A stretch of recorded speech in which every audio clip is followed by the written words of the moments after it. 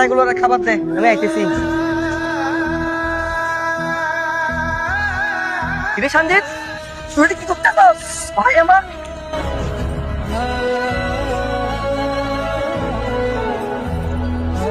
আমি আমার বাগের জায়গা বেচতেছি। জায়গা বেচতেছস? কিন্তু কি কারণে? কি জন্য জায়গা বেচতেছি এটা কি তোমারে নতুন করে কইতে হইব? তোমার আমি কবে থেকে কইতেছি আমার প্রত্যেকটা বন্ধুর বাইক আছে, আমার একটা বাইক কিনে দাও। তুমি বাইক কিনে দিছো?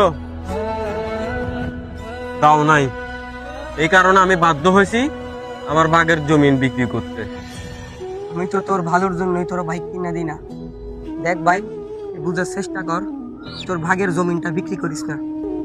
আপনার ভাইয়ের জমি আপনার ভাই বিক্রি করতেছে, আপনি বাধা দিতেছেন কেন? আপনাদের তো জায়গার অভাব নাই, 1 ঘন্টা জায়গা বিক্রি করলে কি হবে? আপনি আদারে কথা কইেন না, আমরা দুই ভাইয়ের মাঝখানে ঢুকে প্যাঁচ লাগাইন না। আপনি আপনার কাজ করেন, আপনি এক সাইড যান।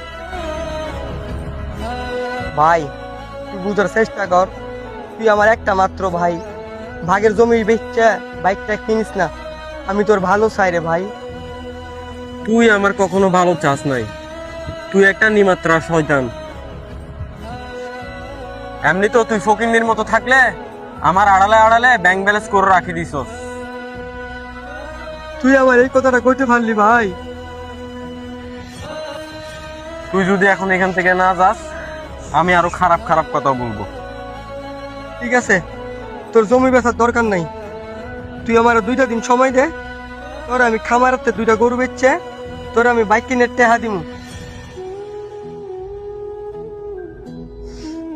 তুই এটা আমার আগে বললে তো হইতো, আমি আর আমিন ডাকতাম না।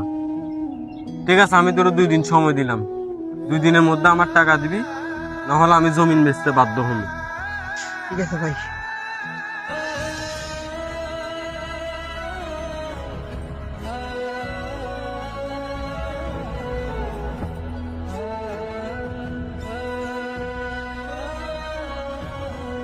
এ বন্ধু, 2 দিন ধরে দেখতেছি তুই এখানে মনমরা হয়ে বসে আছস। তুই নাকি নতুন বাইক নিছস? কোথায় বন্ধু বান্ধব নিয়ে ট্যুর দিব? তোকে বন্ধু বান্ধব কল দিলে কলটা ধরস না, উল্টা আরো বন্ধু বান্ধবের কলটা কেটে দেস।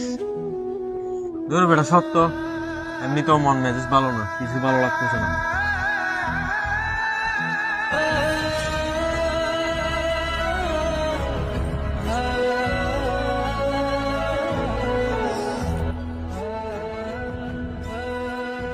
ভাই,